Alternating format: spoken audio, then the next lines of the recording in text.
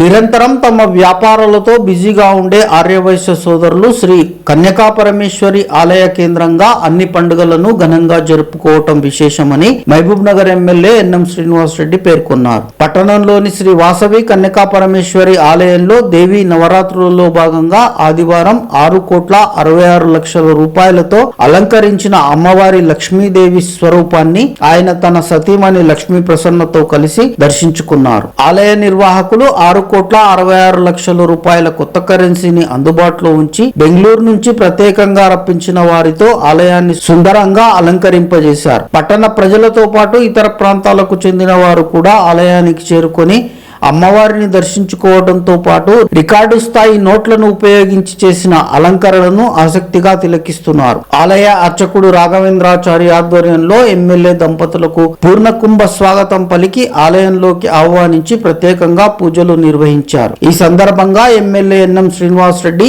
ఆలయ నిర్వాహకుల శ్రద్ధాభక్తులను కొనియాడారు. అన్ని వ్యవహారాల్లోనూ ధర్మబద్ధంగా వ్యవహరిస్తే సమిష్టిగా సమాజం అభివృద్ధి చెందుతుందని ఆయన పేర్కొన్నారు. శ్రీ దుర్గాదేవితో పాటు శ్రీ వాసవి కన్యకా పరమేశ్వరి దేవి ఆశీస్సులతో ప్రజలంతా సుభిక్షంగా సంతోషంగా ఉండాలని ఎమ్మెల్యే దంపతులు ఆకాంక్షించారు. కార్యక్రమంలో ఆలయ బాధ్యులు వెంకటేష్, వేణుగోపాల్, నాగరాజు, ప్రమోద్, కాశీ విశ్వనాథ్, చక్రధర్ గుప్తా, హాస్పిటల్ అభివృద్ధి కమిటీ సభ్యుడు బెజగాం రాఘవేందర్, పెద్ద ఎత్తున మహిళలు పాల్గొన్నారు.